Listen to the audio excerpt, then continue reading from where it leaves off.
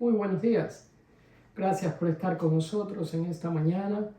Traemos para ustedes un mensaje nuevo de la palabra de Dios y contentos de poder llegar a sus hogares y hacerlo cada semana. Nuestra esperanza es que ustedes se encuentren bien. El mensaje de hoy, el título del mensaje es Un panorama de Apocalipsis. Hoy empezamos el estudio del último libro de la Biblia, el libro de Apocalipsis. Nunca antes lo he hecho, es la primera vez que me aventuro a hacer, entablar mensajes con respecto al último libro de la Biblia. Así que confío en que usted va a orar por mí para que el Espíritu Santo de Dios me ilumine y a usted también, que a todos nos ilumine para entender lo que el libro de Apocalipsis dice.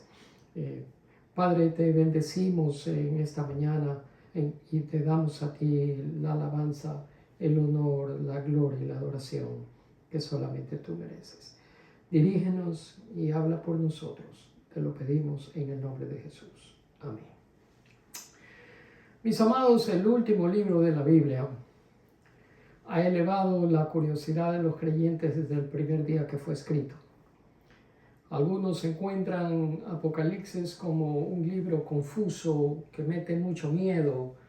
Otros lo encuentran como un libro fascinante y hasta hay quienes consideran que es un libro de ciencia ficción. Por lo tanto, la pregunta que surge es, ¿qué sacamos en conclusión de este libro inspirado de la Biblia?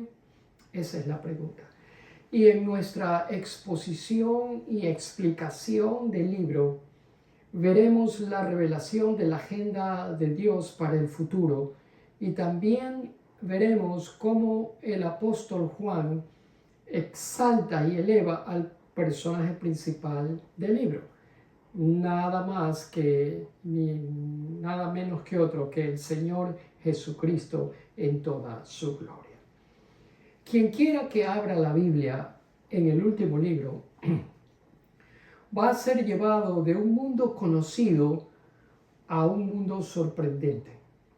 Los parámetros conocidos aquí en la tierra son puestos a un lado para dar paso a escenas raras, a batallas cósmicas que nos dejan boquiabiertos. Le advierto que Apocalipsis no se trata de una película como The Lord of the Rings, sino que el lector es sacado de lo que él conoce y es llevado a un sitio donde está expuesto a las fuerzas del mal.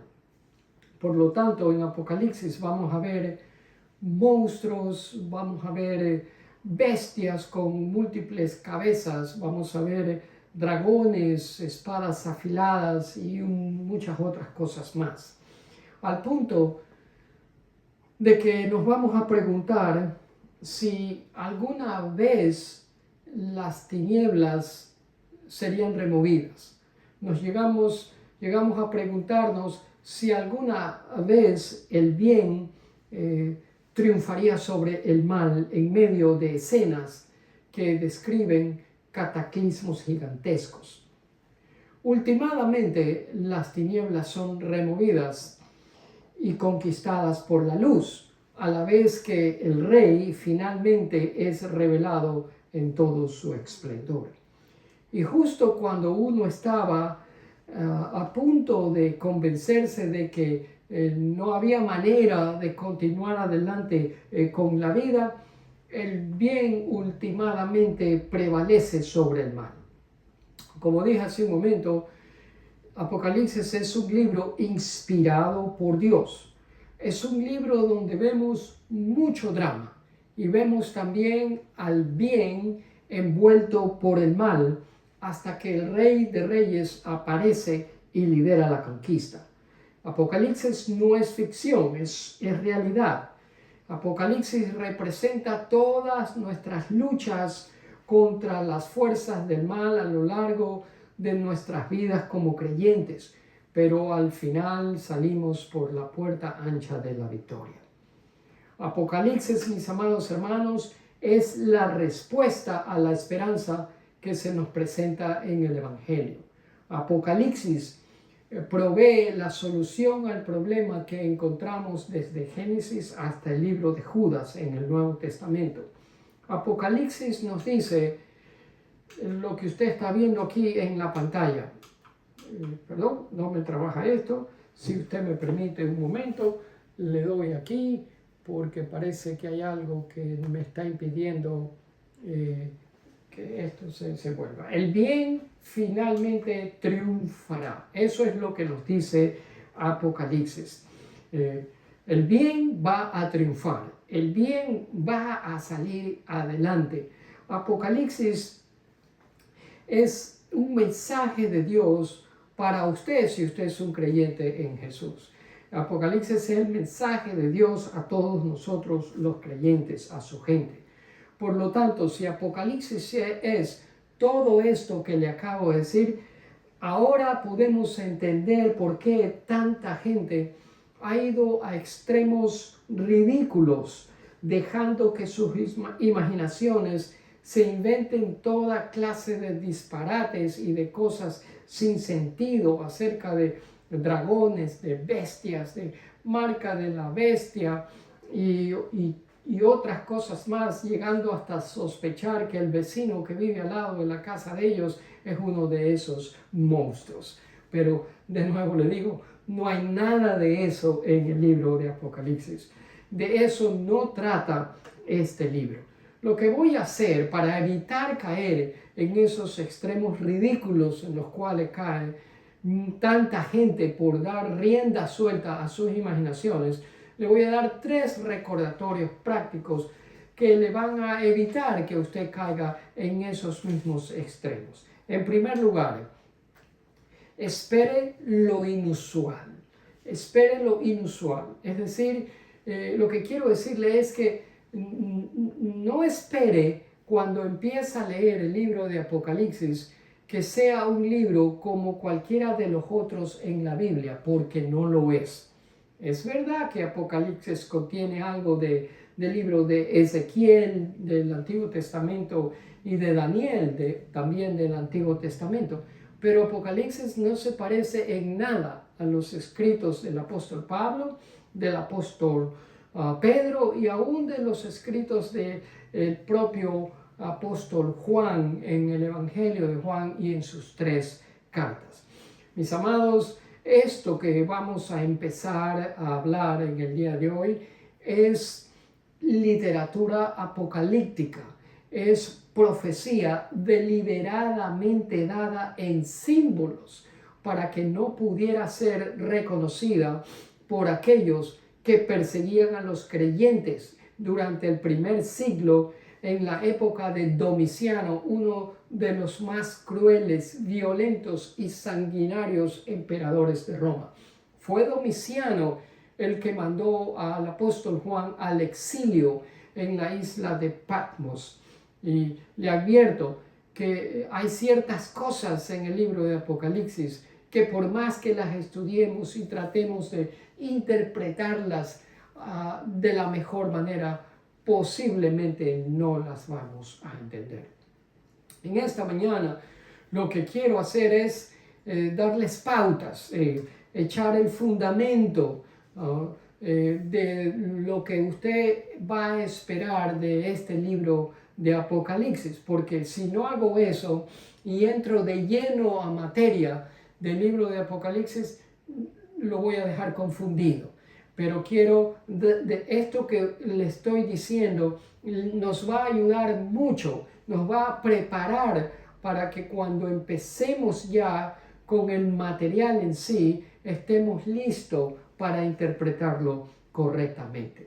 Por lo tanto, la primera pauta, el consejo práctico que para evitar que caigamos en extremos es este. No espere que Apocalipsis sea como cualquier otro libro que usted ha leído en la Biblia, porque no lo es. Segundo es controle su imaginación.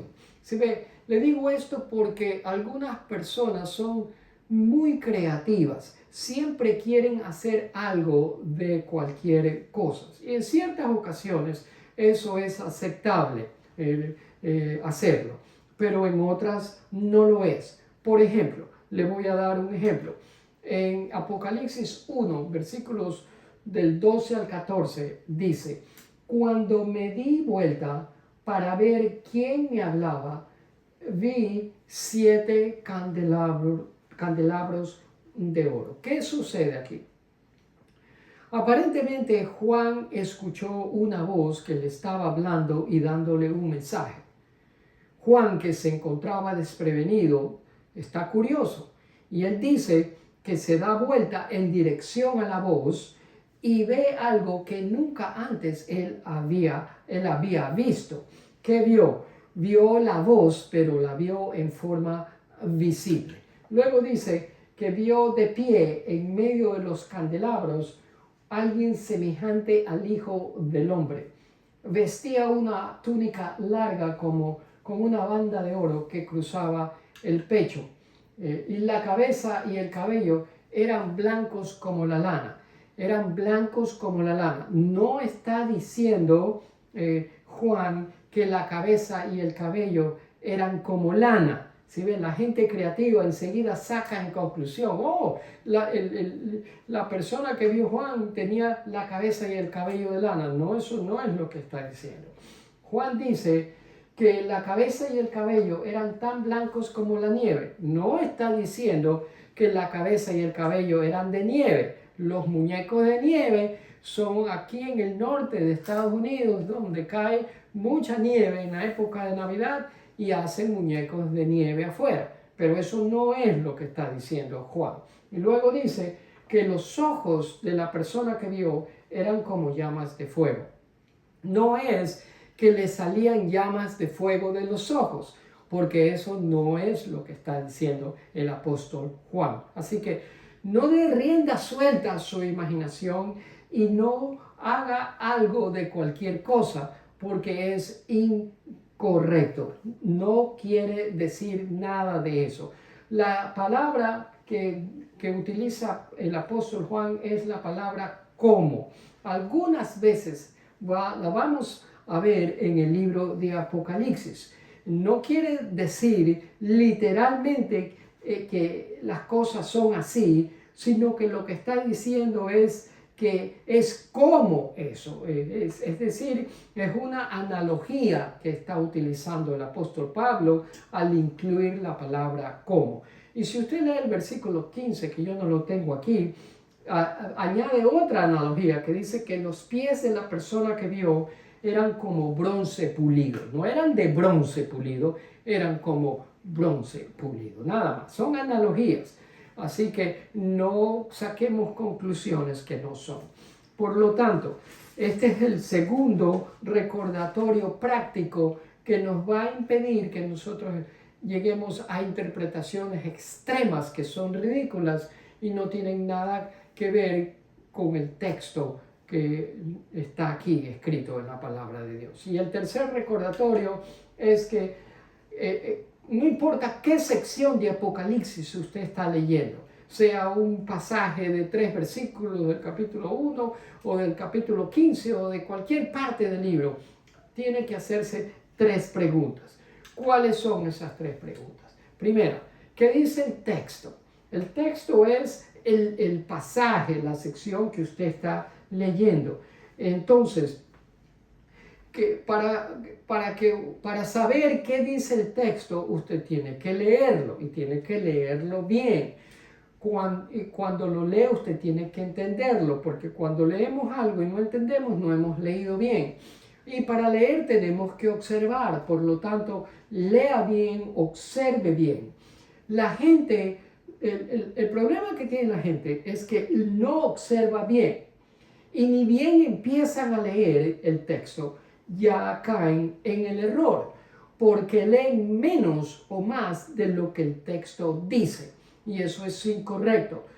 Cuando leemos tenemos que dejar que el texto diga lo que quiere decir, pero nosotros no le vamos a añadir nada al texto, ni tampoco le vamos a quitar Por eso es que tenemos que observar y leer bien para entenderlo bien. La segunda pregunta es, ¿qué significa? Ya esto es más complicado porque requiere más estudio, ir más profundo, porque tiene que ver con la interpretación del texto. No es fácil en algunas ocasiones y nos va a requerir de otras fuentes de ayuda. Nosotros los pastores tenemos esas fuentes de ayuda que nos hacen la tarea un poco más fácil.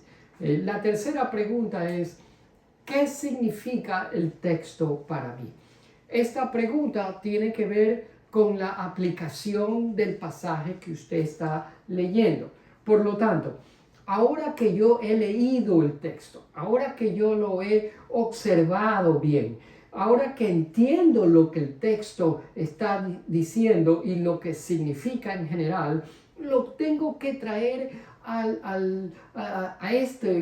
mi cultura contemporánea, al año 2024, a donde yo estoy en este momento, y preguntarme qué significa para mí. Ahora que lo entiendo, ¿cómo me lo puedo aplicar?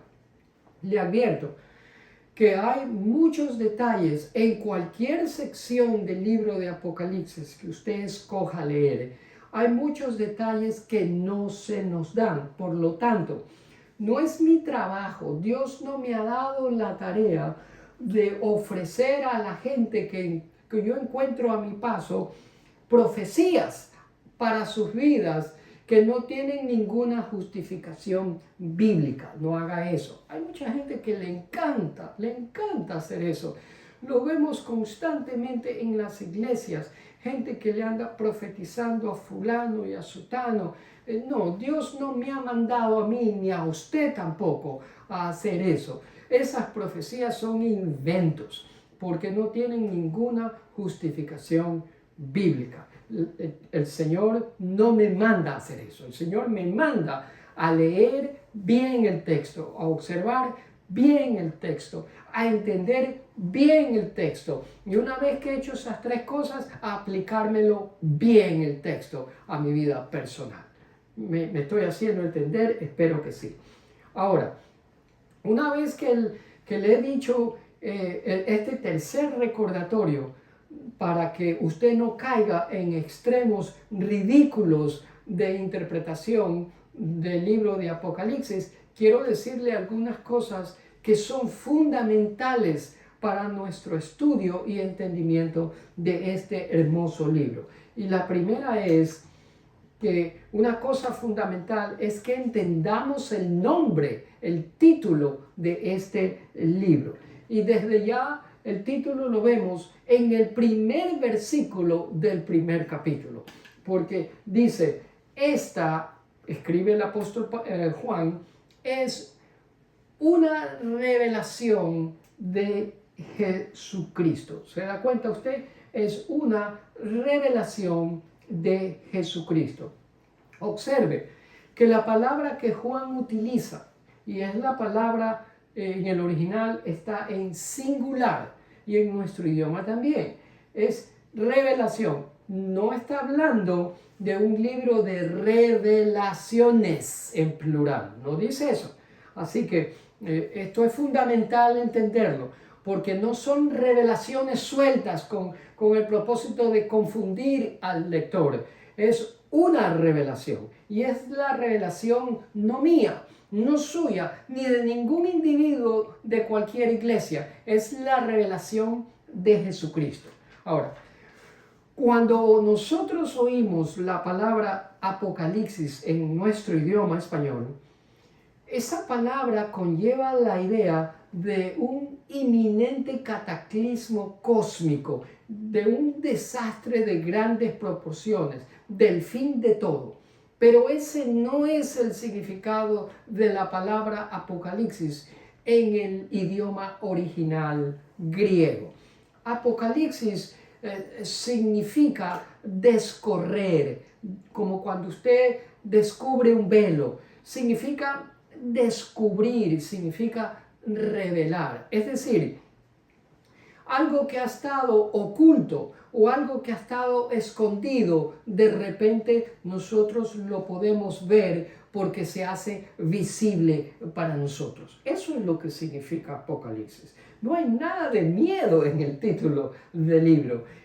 Por el contrario, es una palabra que nos da ánimo, porque vamos a ver cosas que el Señor tiene que decirnos y que son no simplemente buenas, son excelentes, que nos animan a seguir adelante en nuestra batalla contra el mal.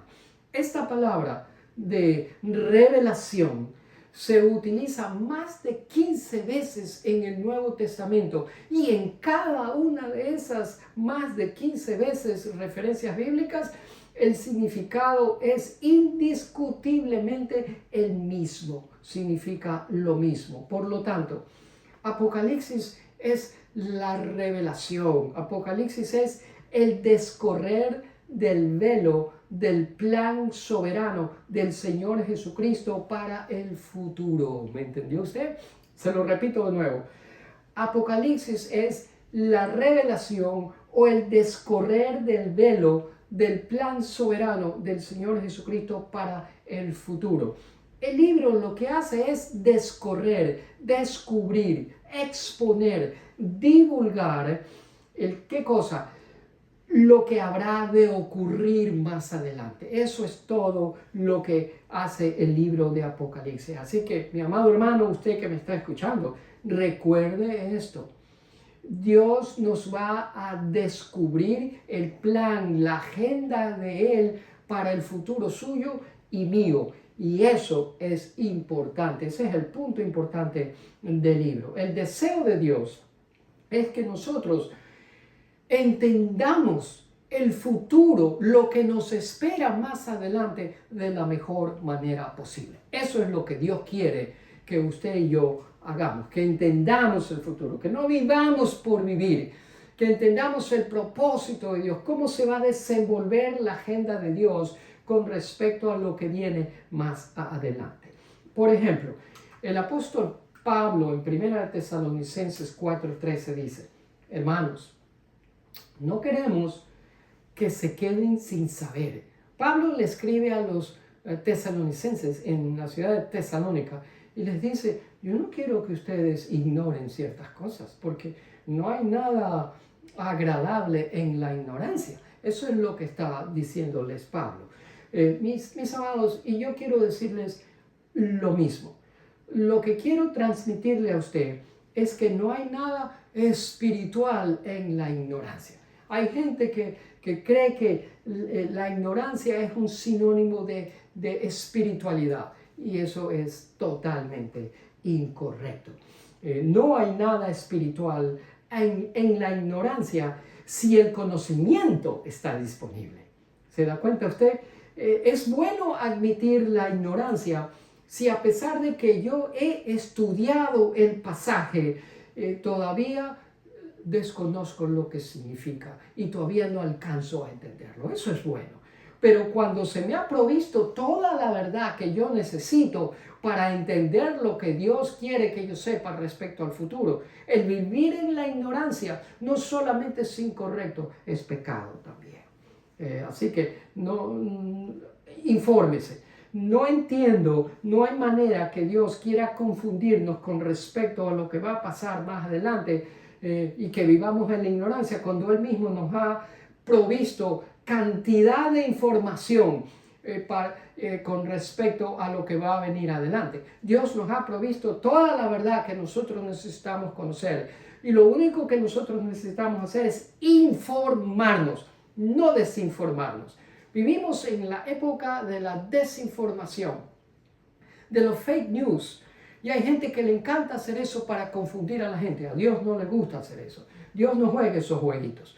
Dios dice la verdad tal y como es. Y nos la ha dado, nos la ha revelado. Está expuesta ahí para que nosotros nos informemos y no vivamos en ignorancia. Así que ponga sus antenas, ponga cuidado a esto. Bien, entonces la primera cosa fundamental es el título del libro. La segunda es el escritor del libro. ¿Quién lo escribió? Bueno, aquí se nos dice, y la próxima semana empezamos a ver esto en más detalle, que hubo un ángel, y ya vamos a ver cuál fue ese ángel que se menciona en los primeros versículos del primer capítulo de Apocalipsis, que da a conocer el mensaje a Juan de parte de Dios. Y el mismo escritor que escribió el Evangelio y las 3 cartas que se encuentran en el Nuevo Testamento, ahora nos da el libro de Apocalipsis para que usted y yo estemos listos para enfrentar el futuro. Y ese personaje es el apóstol Juan. ¿Qué sabemos de Juan? Bueno,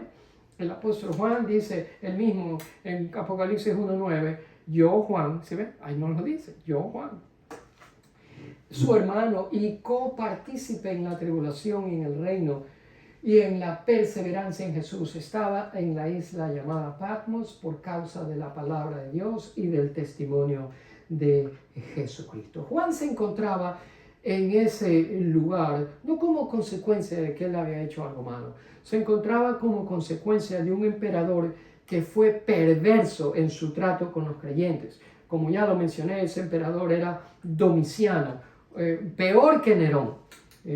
Y en medio del dolor y la tristeza de su soledad, porque no tenía a sus amigos, a sus hermanos en la fe alrededor para que le den ánimo y lo apoyen, el Señor se le aparece y le revela lo que tenía que escribir.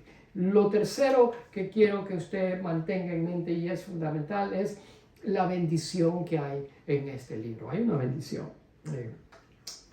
Apocalipsis 1:3 dice, Dios bendice al que lee a la iglesia las palabras de esta profecía. ¿Se da cuenta? Esto es tremendo. Yo no había caído en cuenta en esto hasta que lo leí cuidadosamente. Dios bendice al que lee el libro de Apocalipsis.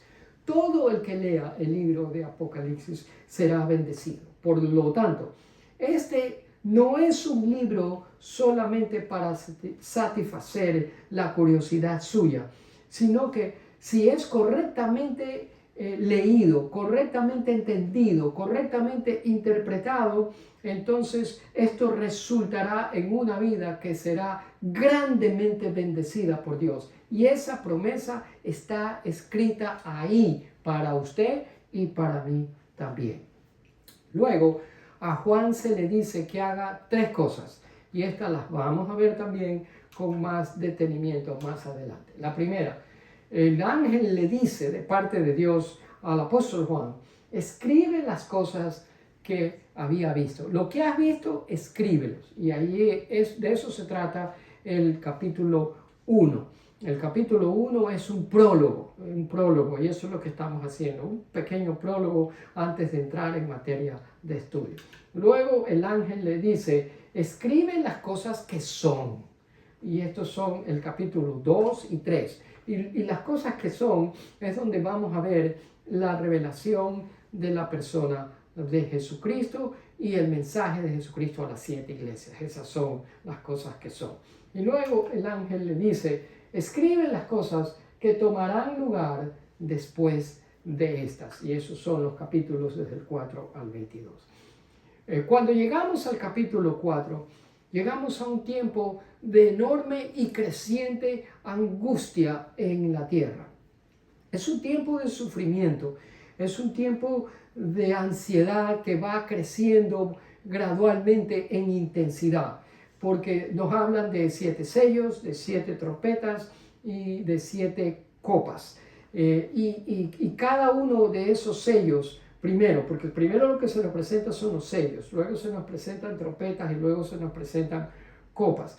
Pero cuando los sellos comienzan a ser rotos, cada uno de esos sellos representa una nueva experiencia de ansiedad que va creciendo gradualmente en intensidad. Cuando terminan de romperse todos los 7 sellos y empiezan a tocarse las trompetas, hay un aumento de dolor, hay un aumento de angustia ocasionada por ciertos eventos que están ocurriendo en la tierra. Y para cuando la 7ª trompeta es tocada, o para el tiempo que la 7ª trompeta suena, la primera de las 7 copas, que son plagas parecidas a las plagas de Egipto, comienza a ser derramada. Y conforme la segunda copa es derramada, y la tercera, la cuarta, la quinta, la intensidad y el sufrimiento y el dolor va en aumento, y todo esto termina con la batalla de Armagedón, que no es ninguna batalla galáctica, ni tampoco vemos al Señor Jesús con metralletas automáticas matando a todo el mundo. Eso es cuento chino. Eso no tiene nada que ver con el libro de Apocalipsis. Al final la bestia, el anticristo, Satanás son derrotados y echados en el lago de fuego y azufre. ¿Qué sucede? Victoria final y paz eterna a todos los que perseveraron hasta el fin y tuvieron fe y pusieron su vida en las manos del único Salvador, Jesucristo nuestro Señor. Así que, mis hermanos, esto va a ser un viaje espectacular. Yo estoy muy entusiasmado por esto y espero que usted también. Le prometo que yo voy a hacer mi parte, voy a estudiar esto para presentarle a usted un mensaje lo más animador posible. Yo espero que usted haga la parte suya también. ¿Qué espero que usted haga? Usted va a orar para que la palabra del Señor sea declarada fielmente y usted sea expuesto a la verdad y su corazón sea abierto para creer. 3 cosas, con esta termino. La primera, la palabra de Dios que vamos a ver en Apocalipsis es como un mapa confiable que nos lleva a través de todos los eventos de la vida. Segundo, el plan de Dios es un arreglo soberano de todos los eventos que sustituye el miedo con esperanza y la superstición con la verdad. Y tercero, el Hijo de Dios es el Señor glorioso, digno de nuestra devoción, de nuestra adoración y de nuestra alabanza. Él siempre tiene la última palabra y al final Él siempre gana. El bien siempre gana cuando estamos junto con Dios. Incline su rostro allí donde se encuentra para terminar en oración. Quizás usted nunca ha venido al conocimiento salvador de Jesucristo y esta mañana lo hizo de pura casualidad. Pues le invito, mi amado amigo, a encontrar alivio a las ansiedades de su vida, a sus luchas y a esas preguntas que usted tiene sin respuestas. El Señor le dará no solo perdón, sino también dirección y le dará verdad para poder vivir. Padre, te agradecemos por tu palabra que vive y permanece para siempre. El cielo y la tierra pasarán, dijiste tú, pero tu palabra jamás pasará. Oro que nos traigas a cuentas contigo, Padre, en este momento. Oro que nos muestres el valor de una vida de fe y de confianza en ti. Déjanos ver a través de estos mensajes que el ambiente, el realmo espiritual es más real que el temporal. Déjanos ver que lo eterno es más importante que lo que sucede dentro de los parámetros del tiempo que nosotros conocemos. Cambia nuestros valores para que sean reflejados en la manera en que vivimos y cómo vivimos. Que lo que profesamos con nuestra boca vaya de acuerdo y se reconcilie con nuestras acciones. Líbranos de decir una cosa y de hacer otra totalmente diferente y contraria. Guíanos a toda la verdad. A lo largo de esta semana, protege nuestras mentes y corazones y prepáranos para lo que va a ser un viaje extraordinario en donde tú nos vas a hablar y nosotros vamos a recibir el aliento, el ánimo tuyo para las situaciones que nosotros enfrentamos en la vida. Y vamos a ser convencidos y persuadidos que al final del día vamos a salir victoriosos contigo, porque tú siempre ganas y nosotros contigo también. Te agradecemos por tu protección que nos envuelve por completo, por la sanidad, por la paz, por el gozo y la presencia tuya en nuestras vidas, en todo momento y a cada día de nuestra vida. En el nombre de Jesús elevamos esta oración, reconociendo que tú eres digno de toda alabanza y de todo reconocimiento nuestro. Te bendecimos y te adoramos, Padre, en Cristo Jesús.